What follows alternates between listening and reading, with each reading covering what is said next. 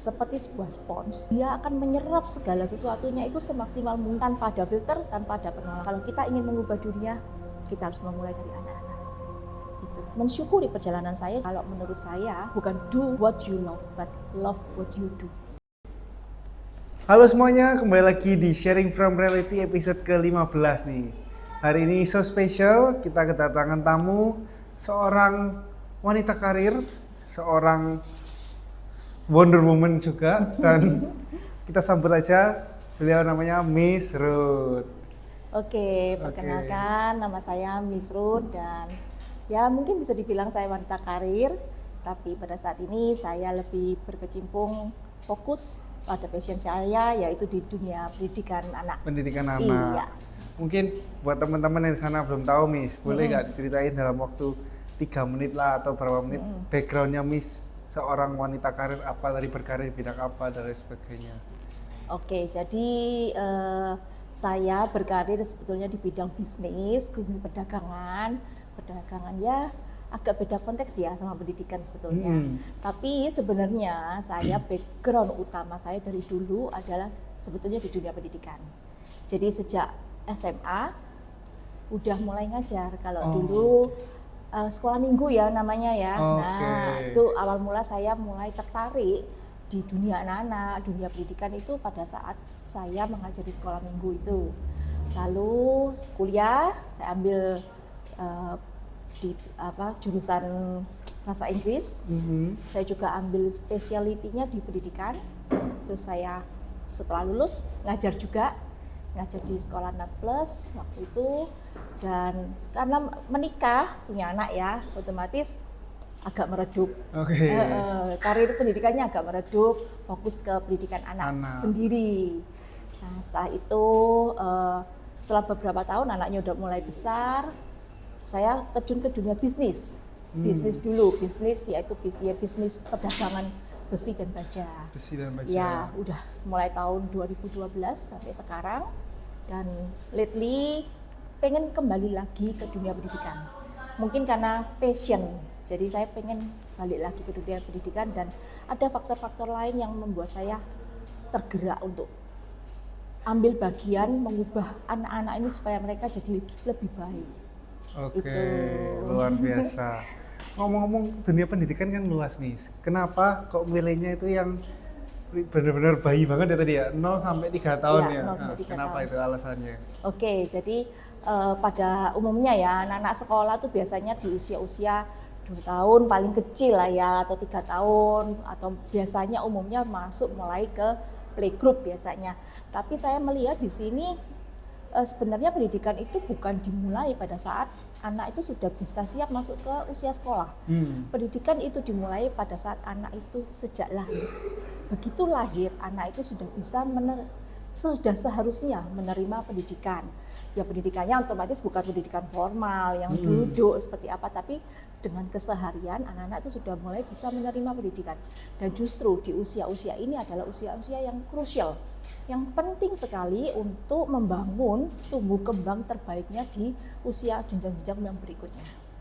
Karena di usia 0 sampai 3 tahun ini disebut, kalau di sini kan saya ambil metode Montessori sebagai basic saya ya. Kalau di usia 0 sampai 3 tahun ini anak ini pada fase absorbent mind, seperti sebuah spons. Dia akan menyerap segala sesuatunya itu semaksimal mungkin tanpa ada filter, tanpa ada penolakan. Karena itu di usia 0 sampai 3 tahun ini kita harus benar-benar kasih pendidikan yang terbaik untuk mempersiapkan dia di jenjang berikutnya. Itu menurut Jadi, saya. Jadi backgroundnya seperti itu, dari keinginan untuk membuat anak-anak ini lebih menyerapannya lebih bagus kayak gitu. Betul. Karena kan dunia sekarang ini ya nggak bisa dipungkiri ya, semakin lama semakin pengaruhnya terhadap anak-anak ini semakin buruk, tanda kutip ya, banyak pengaruh-pengaruh negatif. Jadi kalau anak-anak itu tidak dipersiapkan dengan baik, otomatis yang diserap adalah yang tidak baik itu dari dunia. Jadi di sini saya ingin ambil bagian apa sih yang bisa mengubah dunia, yaitu adalah anak-anak yang sekarang. Anak-anak yang sekarang yang terdidik dengan baik, yang dipersiapkan dengan baik, mereka yang nantinya akan bisa mengubah dunia di masa depan. Oke, luar biasa, sungguh-sungguh mulia banget berarti ya. Ini visi tujuan hidupnya Miss Ya, ini. visinya di sana. Nah, mungkin boleh share nggak Montessori ini apa sih? Soalnya jujur saya kan belum tahu juga nih. Kira-kira apa Montessori itu? Oke, banyak yang nggak paham memang Banyak ya. yang nggak paham. Banyak yang tahu tapi nggak tahu sebenarnya itu Montessori itu apa. Oke. Ya. Mungkin bagi orang awam yang diketahui Montessori adalah, oh ini adalah metode yang notabene saat ini adalah laris. Metode yang banyak diminati, yang punya prestis. Jadi kalau anak-anak tuh masukkan ke sekolah Montessori, wah rasanya bergengsi gitu ya. Tapi kita nggak mau tangkap di situnya ya. Jujur saya dulu pada saat saya mengambil diploma Montessori, saya sekolah lagi. Jadi sambil saya bekerja, saya juga ambil pendidikan Montessori sebagai teachers trainingnya Montessori. Dan di sana saya lihat ya Montessori ini ternyata tidak sesimpel yang orang-orang kira. Dan semakin saya terjun ke dalam, semakin saya melihat Montessori ini luar biasa perannya dalam mendidik anak-anak. Karena Montessori ini adalah suatu metode pendidikan yang dirintis oleh Dr. Maria Montessori. Udah ratusan tahun yang lalu sebetulnya, udah lama. Jadi kalau mungkin orang Indonesia bilang, oh ini yang baru, tapi sebetulnya nggak baru banget. Udah ratusan tahun, tapi memang belakangan di sini baru mulai terkenal gitu ya. Nah, jadi prinsip Dr. Maria Montessori adalah mengembangkan anak-anak sesuai dengan dorongan batinnya sendiri. Jadi bukan dibentuk dari luar, tapi anak-anak itu terlahir dipercaya oleh Montessori. Anak-anak itu terlahir itu sudah punya potensi. Nah, di dalam metode Montessori ini anak-anak itu diaktifkan potensinya, digali potensinya itu apa. Kita berusaha mengobservasi, menggali dan membantu untuk mengembangkan potensi itu. Jadi prinsip utama Montessori adalah kita sebagai orang dewasa, baik itu orang tua, baik itu pengasuh maupun juga guru ya, para pendidik Montessori. Di sini kalau pendidik Montessori itu kita nyebutnya direktris Montessori. Tujuan utama kita bukan mengajar anak-anak, tapi kita membimbing anak-anak, menciptakan lingkungan yang paling baik untuk mereka bisa menumbuh kembangkan potensinya. Oke. Nah, dari cerita Miss ini kan tadi saya juga sempat menyinggung ini sih, kepikiran. Karena dia bilang prestis ya, mereka kan otomatis mungkin sekolahnya mahal kayak gitu ya, uang sekolahnya kayak gitu ya. Nah, kenapa sebagai orang tua ini harus memasukkan anaknya ini ke sana kayak gitu? Sedangkan banyak pemikiran orang tua itu juga malah aku tahu gak PG. Jadi anaknya itu gak disekolahin untuk playgroup apa langsung ke TK kayak gitu. Kira-kira dampaknya kalau dari pendapatnya Miss gimana mengenai stigma-stigma orang kayak gitu itu? Oke, stigma yang saya dengar juga banyak. Banyak ya? Banyak banget, dan banyak yang konsultasi juga ke saya, nanya-nanya, ini bener nggak sih? Kalau sebenarnya anak-anak tuh nggak perlu dari kecil sekolah. Kalau terlalu kecil sekolah nanti bosen, nggak lama lagi bosen. Karena ini mungkin iya, kalau yang dimaksud sekolah adalah sekolah konvensional. Seperti yang kita lihat, anak-anak duduk, mendengarkan guru, diarahkan harus ini, harus itu, mungkin iya. Anak-anak mungkin akan merasa bosan di usia tertentu. Udah, kalau dibilang tuh titik jenuhnya ya.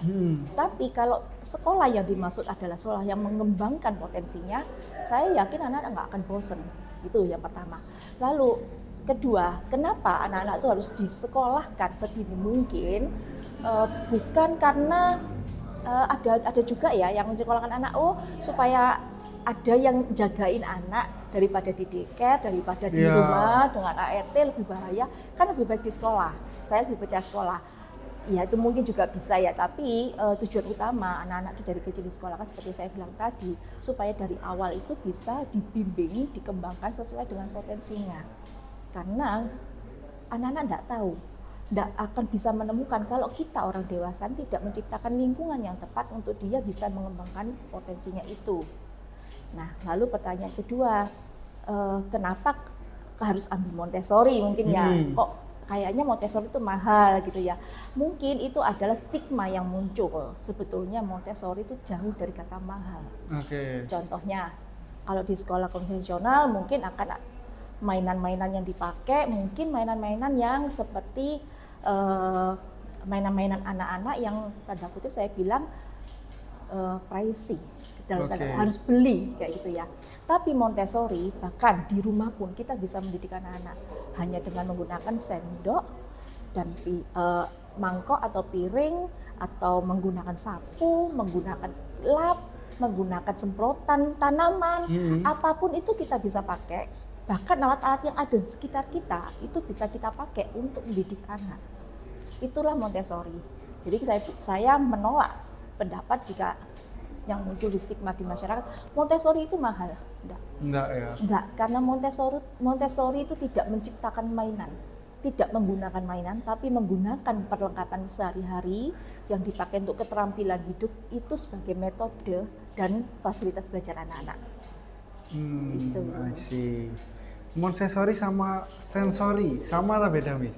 Sensori bagian dari Montessori. Jadi jadi kalau main yang slime gitu ya. Soalnya lagi musim kan sensory play, pop up sensory play, sekolah sensory play itu banyak banget. Itu adalah bagian dari Montessori. Jadi Montessori itu lebih ke metodenya.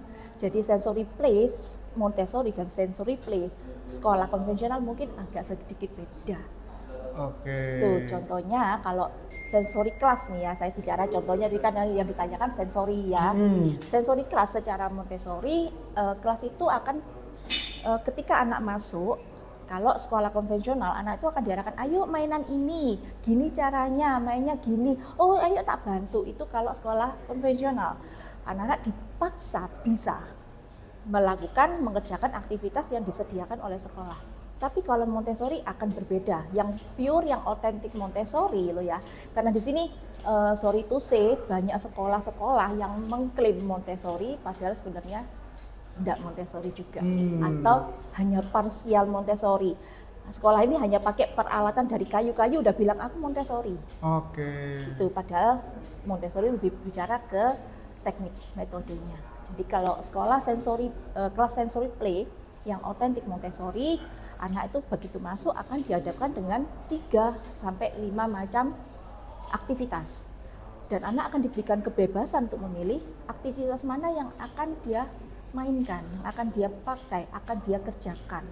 Kita nggak akan memaksa anak itu harus mengerjakan yang mana, harus sampai mana, enggak. Kita yang mengikuti level perkembangan anak itu. Contohnya misalnya anaknya begitu masuk dia suka yang air. Nah, anak-anak bisa suka air ya. Di situ akan disediakan mungkin 2 mangkok dengan spons. Mangkok yang satu berisi air, mangkok yang satu kosong, dan anak-anak akan memindahkan air dengan spons. Ini sensory play, motorik play. Semuanya secara motorik, sensorik, secara kognitif, bahkan bahasa akan dilatih dengan hanya satu aktivitas ini aja. I see. Nah, Montessori mengaktifkan dari satu mainan ini untuk mengembangkan 4 kemampuan anak itu. Oke. Sampai sini aku udah mulai paham sih. Aku yakin juga teman-teman udah mulai paham lah kira-kira backgroundnya seorang Miss Ruth Wang sendiri. Nah, mungkin sekarang kita boleh nggak tanya-tanya mengenai proses perjalanan karirnya nih Miss. Jadi kan tadi mengenai background Montessori Kids dan sebagainya. Sekarang kita mau bahas mengenai soal perjalanan karir Miss sendiri dari tadi sempat dari lulus kuliah tadi ya. Lulus kuliah langsung ngajar. Ya. Nah, mungkin habis ngajar itu kan ikut kerja yang di pedagang besi itu ya. Betul, ya. Mungkin boleh share nggak kira-kira selama perjalanan karirnya Miss Ruth Wang buat teman-teman di luar sana, khususnya ini ngomongnya konteksnya perempuan juga nih, biar sama nih. Ya. Perempuan-perempuan apa sih kira-kira itu pelajaran atau dari perjalanan karirnya Miss Ruth Wang sendiri? Oke, jadi untuk saya bicara untuk Montessori ini ya, pendidikan ya. Karir saya seperti yang saya tadi bilang, saya memulai karir itu sejak sangat-sangat belia, sangat masih muda maksudnya ya. Dan saya menjajaki dunia pendidikan, saya kerja di dunia pendidikan sampai yang tadi saya cerita itu saya ada skip grab itu, enggak mengajar lagi. Lalu kenapa saya kembali saya passion saya dan visi saya terhadap anak-anak di masa sekarang, di dunia yang sekarang itu, dan saya memulai perjalanan lagi mungkin di usia yang tidak muda ini dengan saya mengambil diploma. Diploma saya sekolah lagi di lingkungan sekitar ya banyak sih yang ngomong udah umur segini sekolah, yakin tak kamu Oke. sekolah gitu ya, yakin sekolah lagi nggak salah. Jadi diketawain, iya memang banyak yang mengetawakan karena saya udah nggak muda. Oke. Kalau seperti Valen sih sekolah banyak mungkin dianggap normal lah ya. Normal ya. Kalau di usia saya sudah anak udah besar, sudah punya karir, ngapain sih pakai harus sekolah lagi. Tapi saya enggak mau, saya terjun ini hanya sebagai daripada aku nggak kepake passion saya enggak, tapi saya mau benar-benar memberikan sumbangsi bagaimana mengubah anak-anak ini, mempersiapkan mereka di dunia yang semakin lama semakin banyak godaan untuk yang tidak baik itu. Dan saya ngambil sekolah diploma, saya mendalami diploma itu ini sambil saya mulai mengkonseling, memberikan tips-tips parenting, tips-tips bagaimana mengajar anak. Karena saya ingin membekali orang tua, membekali juga para pendidik-pendidik di luar sana, bagaimana sebenarnya yang harus kita terapkan dalam kita tuh mengasuh dan mendidik anak-anak. Oke. Itu. Oke, mungkin ada ini Miss. Misalkan Miss kembali ke usia yang waktu Miss muda, mungkin seumuran 20-an gitu. Oke. Kira-kira langkah apa yang mungkin berbeda akan Miss ambil? Atau langkah-langkah yang seperti apa? Apakah better aku harusnya dari dulu ikuti passionku nih? Kan ada yang bilang tuh, itu kan pro dan kontra. Kerja sesuai passion atau kerja nggak sesuai passion. Oke. Nah, mungkin barangnya di situ tuh. Kalau saya kembali ke 20 tahun yang lalu, saya dalam arti gini, saya tidak menyesali perjalanan saya. Kayaknya terlambat, tapi saya tidak menyesali karena apa? Di fase tahun-tahun ini yang saya alami, walaupun saya tidak di dunia pendidikan selama belasan tahun, tapi saya melihat ini juga membekali saya. Membuka mata saya terhadap dunia, bagaimana kehidupan dunia di luar sana. Jadi tidak ada penyesalan, atau kalau 20 tahun yang lalu aku mungkin sudah aku tidak ambil perdagangan, aku akan fokus ke pendidikan. I don't think so. Saya rasa enggak. Saya mensyukuri perjalanan saya, ini justru membekali saya banget. Karir saya pun ini pembekalan bagi saya, bagaimana saya juga buka wawasan saya di dunia ini seperti apa. Dan saya ketika saya kembali ke passion saya, katanya orang kan kalau kerja sesuai passion itu pasti lebih berhasil, orang lebih senang. Ya itu memang iya, tapi kalau menurut saya bukan do what you love, but love what you do. Itu prinsip saya. Jadi apa yang dipercayakan untuk kita kerjakan, kita harus cintai, kita harus kerjakan semaksimal mungkin, karena walaupun bidang itu nggak sesuai passion kita, tapi percayalah, ke saya pendidikan dan besi itu dua hal yang berbeda ya. Tapi benar-benar itu sudah membekali saya, sangat membekali.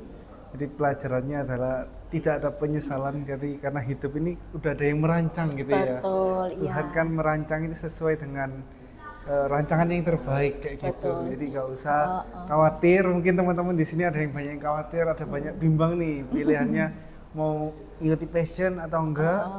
Just love what you do tadi katanya Miss Ruang tadi. Satu lagi pesan saya yang mungkin bisa menginspire yang lain, bisa jadi insight buat yang lain ya.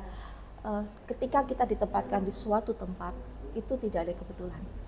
Karena kita pasti akan punya peran di sana, dan tempat itu juga punya peran untuk memperkaya kita. Itu prinsipnya. Dimanapun kamu berada sudah ada rencananya itu tadi. Betul, ya. Ya. Oke, mungkin sekarang masuk ke pelajaran untuk orang tua nih, parents di luar sana nih. Apa Miss, kira-kira kesalahan umum parents, khususnya young parents nih, ketika dalam mendidik, mengasuh anak gitu? Oke. Sebetulnya saya bukan bilang ini kesalahan ya, tapi pengalaman. Memang pengalaman, kita butuh banyak dengar, butuh banyak belajar, karena mendidik anak itu bukan suatu ilmu yang bisa dipelajari, tapi ilmu yang kita dapat dari pengalaman keseharian kita. Jadi untuk para orang tua di sana, terutama di masa-masa ini, saya lihat pasti kebanyakan orang tua bekerja juga. Mama bekerja, papa bekerja, anak masih kecil. Itu yang saya banyak masukkan, banyak DM, banyak chat, masukan banyak ke saya itu seputar itu. Saya ini bekerja, tapi kalau pulang nanti nemuin anak rewel tuh saya jadi emosi dan sebagainya. Saya merasa bersalah, saya merasa gagal menjadi orang tua. Itu yang banyak saya dengar pada orang tua di zaman sekarang ini.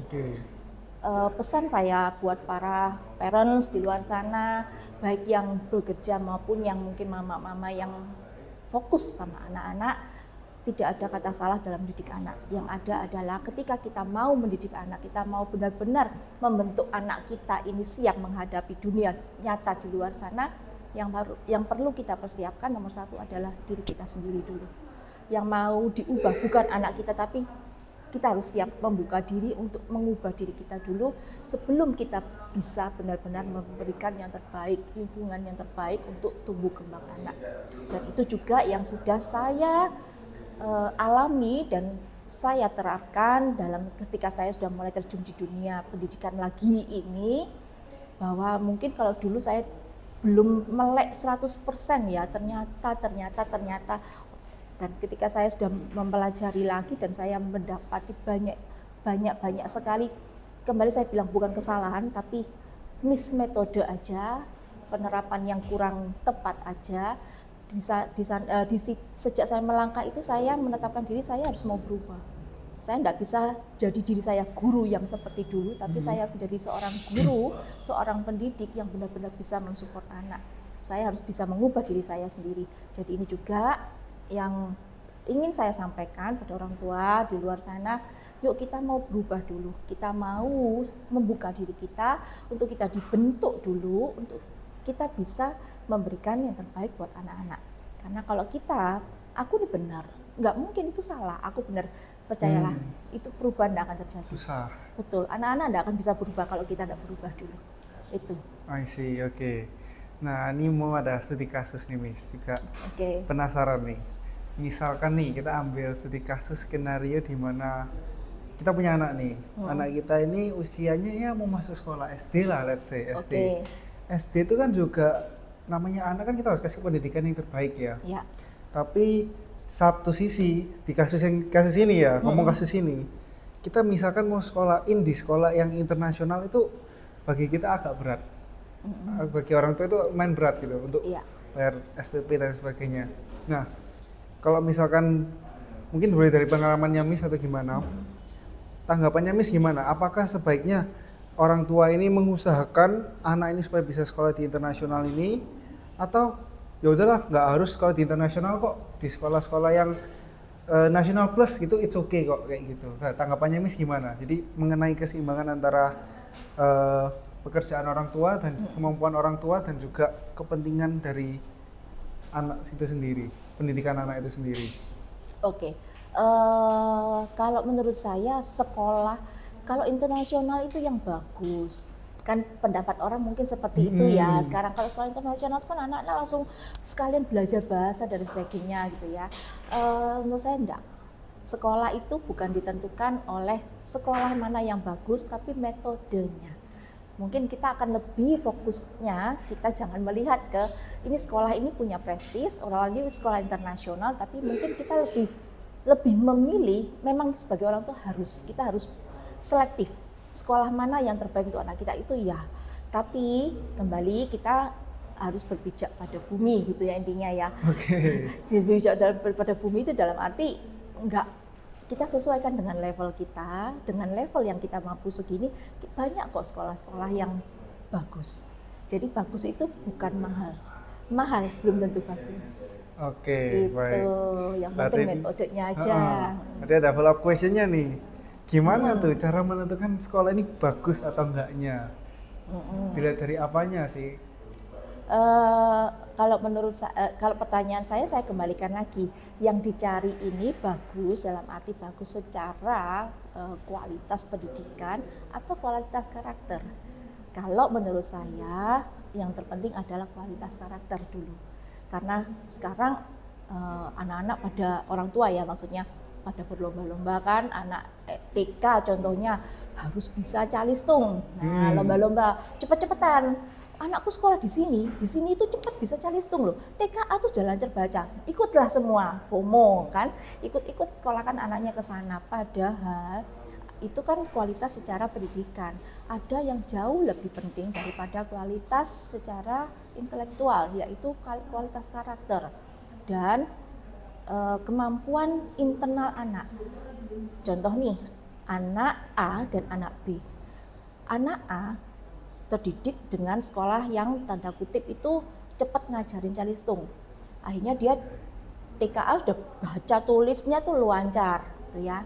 Tapi dia tidak pernah diajarkan bagaimana, bukan diajarkan ya, tidak pernah dilatih bagaimana untuk bisa fokus mengerjakan sesuatu. Sedangkan anak B yang dididik dengan metode Montessori. Metode Montessori lebih mengutamakan kemampuan anak untuk fokus, untuk konsentrasi, untuk bisa menyelesaikan tugas sampai selesai. Kita tidak mengejar level harus cepat-cepatan, tapi dan di Montessori tidak pernah ada nilai. Jadi kita tidak pernah menarget nilai dan kita tidak pernah memberikan nilai karena yang kita utamakan adalah kemampuan internal anak itu. Dia bisa fokus, bisa konsentrasi, dia bisa sabar mengerjakan sampai selesai, dia bisa mengontrol emosinya. Itulah yang difokuskan dalam metode Montessori. Nah, si anak B ini dididik secara Montessori, otomatis mungkin dia tertinggal untuk calistungnya dibandingkan anak A. Nah, ketika dia diterjunkan ke satu aktivitas yang sama, aktivitas ya, bukan membaca ya. Anak A dengan kemampuan intelektual yang lebih cepat, milestone-nya dia lebih cepat karena dia diajar lebih cepat, dia mudah bosan.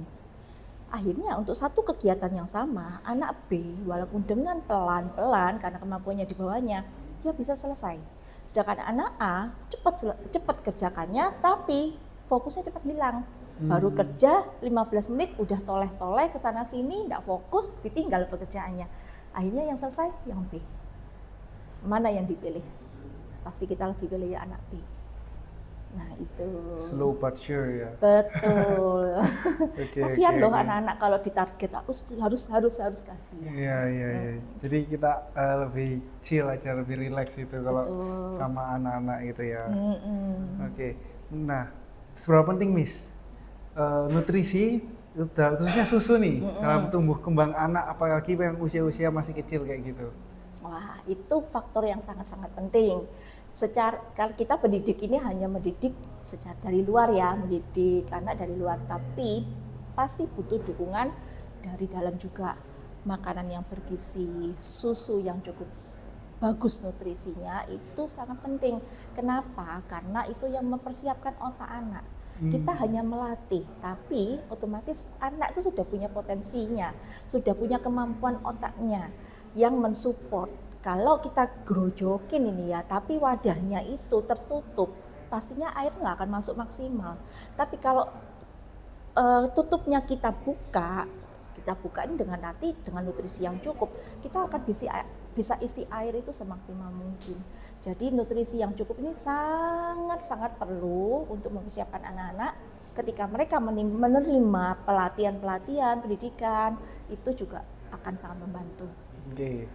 Nah, ini banyak concern nih Miss, di Indonesia terutama.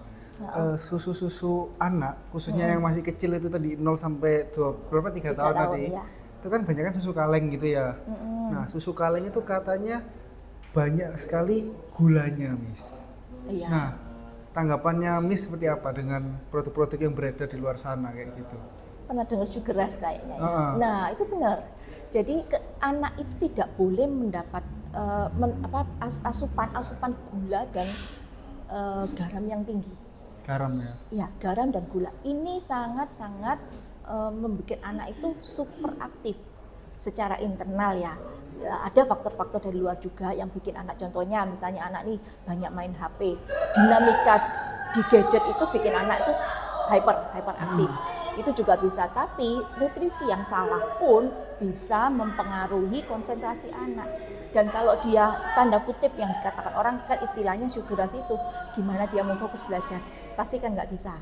Jadi misalnya susu ya, di Valen bicara susu ya, orang tua juga harus prevent benar-benar, harus selektif benar-benar, pilihlah susu, nggak harus yang mahal seperti sekolah ya, nggak harus yang mahal tapi yang berkualitas sama.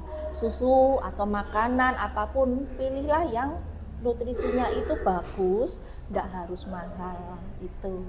Jadi gula sangat diperhatikan lah ya. Betul, gula sangat-sangat harus diperhatikan. Tadi kalau dari Miss sendiri, kira-kira anak usia 0 sampai 3 tahun, itu tuh sebaiknya kalau dikasih makanan atau minuman yang seperti apa sih yang ideal seperti untuk mereka kayak gitu? Kayak susu misalkan, apakah sebaiknya pakai ASI kayak gitu? Nah, sampai ASI itu sampai berapa tahun kayak gitu? Oke, eh, untuk mungkin untuk detailnya soal itu karena saya bukan ahli gizi ya dan saya Oke, juga bukan dokter, nggak mungkin saya apa-apa. untuk detailnya nggak seberapa tahu juga. Tapi ASI itu memang penting, ASI penting. Untuk berapa lamanya mungkin bisa ditanyakan ke dokter Ahli gizi. gizinya atau dokter anaknya. Dan kecukupan gizi anak, kalau dokter sekarang udah punya patron-patronnya. Misalnya lingkar kepalanya sudah harus ukuran berapa di usia ini, contohnya seperti itu. Oh, anak usia ini harusnya sudah bisa duduknya seperti apa, udah bisa didudukkan apa enggak, itu dokter sudah punya milestone secara kesehatan. Dan banyak-banyaklah berkonsultasi dengan dokter. Anak saya perkembangannya ini cukup atau kurang, atau mungkin over karena terlalu banyak manis-manis juga mungkin. Jadi kalau ditanya untuk apa susunya harus seperti apa, ya saya kembalikan mungkin bisa dikonsultasikan dengan dokter yang lebih paham. I see, it's okay, Oke. Miss, gak apa-apa. Jadi itu kan jawaban yang sejujurnya malah realistis gitu ya. Iya. Sesuai dengan mungkin yang penasaran di luar sana kayak gitu, gak apa-apa. Oke. Baik, untuk mengenai Montessori dan juga anak-anak lagi, mungkin sekarang kita lebih belajar eh, dari hidupnya Miss. Mungkin ada 3 pelajaran penting yang bisa Miss bagikan ke teman-teman kayak gitu dalam hidupnya Miss. Oke, yang paling penting yang kita harus perhatikan dalam kita mengasuh dan mendidik anak-anak adalah 3 poin ya. Oke, saya akan kasih 3 poin. Yang Yes. pertama, maulah untuk berubah dulu. Untuk kita bisa mengubah anak-anak jadi lebih baik, kita harus siap untuk diubah terlebih dahulu.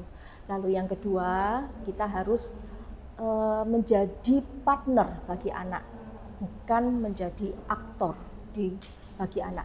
Bedanya ketika aktornya, misalnya di suatu kelas, kalau kita aktornya atau di rumah kita aktornya, anak-anak akan mengikuti apa yang kita instruksikan, apa yang kita mau, apa yang kita targetkan. Tapi kalau kalau kita partner anak-anak, kita mendampingi. Jadi kita harus benar-benar ingat terus.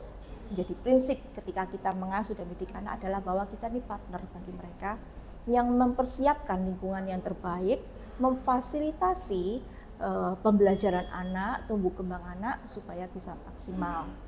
Lalu yang ketiga, pesan saya yang terakhir dan saya rasa ini sangat penting, dunia masa depan adalah ditentukan oleh anak-anak kita sekarang. Kalau kita tidak mau mengubah anak kita, membentuk anak kita untuk siap menghadapi dunia nyata beberapa tahun lagi, dunia ini akan semakin lama semakin merosot secara kualitas. Kalau kita ingin mengubah dunia, kita harus memulai dari anak-anak. Itu. Oke, luar biasa sekali. Mungkin segitu aja. Dari teman-teman mungkin boleh bertanya nih. Kalau dari aku deh, Oke. kalau kasus yang baru ini lengkar itu enggak lengkar family? Oke, ya. Ya, kira-kira menurut Gis, gimana pendapatnya sama lengkar family itu? Kan Maksudnya? unschooling ya? Kenapa? Kan itu anaknya yang Iya, nggak di sekolah, unschooling. Tapi kan tadi Miss ngomong kalau misalkan apa ya tadi Montessori. Montessori, Iya, ya. Montessori itu kan nggak bisa diajarin di rumah. Heeh. Ya kan? Menurut Miss gimana kalau pendapatnya? Oke, di sini saya mungkin lebih fokus ke kayak homeschoolingnya ya. Homeschooling, orang sekarang banyak yang berpikir seperti itu bukan karena apa ya? Ada yang berpikir better anak saya homeschooling karena tidak percaya dengan sistem pendidikan yang ada di Indonesia saat ini. Itu yang banyak masukan ke saya seperti itu. Jadi, wis better homeschooling aja, aku nggak percaya sama sekolah di Indonesia. Nah, homeschooling oke, tapi pasti akan ada yang kurang ketika anak itu hanya homeschooling. Karena ketika anak itu hanya homeschooling, fokusnya ke dia aja. Sekolah, guru, fasilitas semua hanya untuk dia satu orang aja. Dia tidak akan mengalami yang namanya harus menunggu giliran, antri untuk cuci tangan, bergantian material dengan temannya, itu dia nggak akan dapat. Dan itu justru yang penting untuk mendidik anak, bukan hanya secara intelektual. Mungkin homeschooling bisa mendidik secara intelektual, tapi secara karakter saya rasa kurang. Jadi belum setuju lah ya sama Tidak setuju, betul. Jadi pentingnya lebih kalau anak ini bukan cuman skill atau intelektual aja, lebih penting karakter. Karakter, betul. Dan karakter itu dibangun dari sedini mungkin. Betul, dari keseharian di rumah itu mendidik karakternya mereka. Nah, pendidikan yang paling besar pengaruhnya itu adalah dari keluarga, Miss. Menurut Miss setuju nggak? Sangat setuju. Karena keluarga, di sini saya bicara mama ya, karena kebanyakan anak-anak 90% waktu pengasuhan adalah di tangan orang tua, mama ya. Itu saya sangat setuju, dan saya punya prinsip bahwa mama adalah guru pertama dan guru utama anak. Jadi paling penting adalah pendidikan itu dalam keluarga. Contoh misalnya anak ini dididik dalam keluarga yang tanda kutip banyak kekerasan, bukan hanya fisik ya, bicara keras, bentak-bentakan, suka misalnya papa suka marahin mama atau mama yang suka ngomel-ngomel. Percayalah anak ini pun akan jadi anak yang susah mengontrol emosinya karena dia terbentuk dalam lingkungan seperti itu. Nah, karena itu saya sangat setuju prinsip bahwa keluarga ini adalah sekolah terbesar dan sekolah terutama bagi anak. Oke. Nah, sekarang Miss, di dunia sekarang khususnya Gen Z ini, kebanyakan orang-orang itu kalau saya lihat nih, males. Dia kalau sama anak pakai sus biasanya kayak gitu. Mostly kan kayak gitu ya sekarang Mostly, ya. Nah, tanggapannya Miss mengenai peristiwa yang sedang happening sekarang ini kayak gimana? Jadi jarang sekarang anak-anak yang dididik atau dirawat sama orang tua kayak gitu. Oke. Saya tidak bisa bilang ini salah ya, karena ada skala-skala prioritas mungkin karena aku harus kerja, jadi aku harus pakai sus, atau saya kurang telaten kalau mendidik anak, jadi saya mending pakai sus. Setiap orang punya reason, punya alasan kenapa dia harus pakai pengasuh ya. Saya tidak bisa menyalahkan pilihannya, tapi pilihan yang dipilih itu pun harus kita pakai, maksudnya kita harus sebijaksana mungkin dengan pilihan itu agar tidak merugikan anak. Misalnya kalau memang harus pakai pengasuh, ya kita juga tetap harus melakukan observasi. Kita sebagai orang tua tetap harus observasi terhadap anak. Observasi ini tidak bisa digantikan oleh siapapun. Karena kita orang tua, kita adalah nomor satu yang bertanggung jawab terhadap tumbuh kembang anak kita. Sus, neni atau pengasuh mungkin mengasuh secara fisik, secara keseharian, menyiapkan makannya, it's okay. Tapi secara pendidikan bukan hanya membaca, menulis, menghitung ya, saya bilang tadi ya, itu adalah tanggung jawab dari orang tua. Kalaupun memang misalnya harus bekerja nih, mamanya juga kerja, kan nggak mungkin memantau terus, otomatis kan si pengasuh ini juga ambil bagian dalam mendidik anaknya, apa yang orang tua tahu benar, terapkan pengasuhnya. Jadi diajarkanlah. Jadi supaya sejalan pengasuh orang tua, dan mungkin kalau kadang-kadang di rumah tuh ada yang oma-opanya yang ngasuh, harus sejalan satu frekuensi bagaimana cara mendidik anaknya. Misalnya orang tuanya mengajarkan harus mandiri, pengen anaknya bisa makan sendiri, karena makan sendiri pun ini melatih anak untuk belajar menulis, contohnya kayak gitu. Anak harus mandiri, belajar.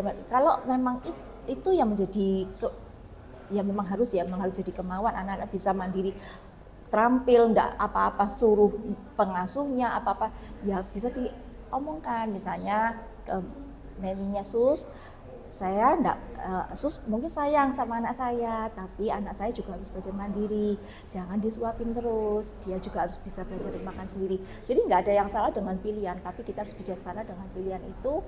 Apa yang menurut kita ini benar, kita juga terapkan untuk pengasuh, omah, opa atau siapapun yang di rumah itu juga menerapkan hal yang sama. Baik. Oke, ini last question nih mungkin Miss. Oke. Kan Miss Ruth Wang ini sudah berpengalaman, punya anak juga sudah besar. Nah, misal Miss kembali harus memiliki baby lagi nih, ya. Miss akan mendidik anak ini seperti apa, dengan cara seperti apa yang menurut Miss benar? Apakah tadi akan pakai sus, atau kalau pakai sus pun akan diajari lebih ke yang tipe kamu harus fighter, kamu harus mandiri, atau seperti apa? Boleh dijawab, Miss. Oke. Mungkin nanti akan saya terapkan ke anak saya ya. Anak saya suatu ketika nanti juga akan menikah ya. Suatu ketika juga akan menikah, dia juga akan masih punya anak sendiri. Saya sudah komunikasikan untuk pengasuhan itu tetap tanggung jawab di orang tua. bukan tanggung jawab. Mungkin kalau saya bisa mendidik, dititipkan omanya aja, omanya bisa mendidik. Saya bukan tidak mau, tapi itu adalah tetap tanggung jawab orang tua, tetap tanggung jawab papa dan mama sebagai pendidik utama anak. Kalau kamu mau pakai neni atau pakai sus karena kamu punya aktivitas atau mungkin karir, it's okay, tapi sus atau nenimu juga harus sejalan dengan apa yang menjadi metode pembelajaran yang benar, seperti saya bilang tadi. Misalnya saya bilang anak-anak harus belajar mandiri, misalnya kalau mau makan pisang dia harus belajar mengupas sendiri, itu harus juga diterapkan ke susnya yang nanti yang jaga. Nggak apa-apa kamu mau pakai suster, nggak apa-apa, itu pilihannya kamu. Saya tidak bisa bilang pakai suster itu salah, nggak pakai suster itu yang benar, enggak. Tapi yang penting adalah metode cara pengajaran anak-anak itu harus konsisten. Jadi nggak bisa kadang-kadang boleh, kadang-kadang tidak boleh.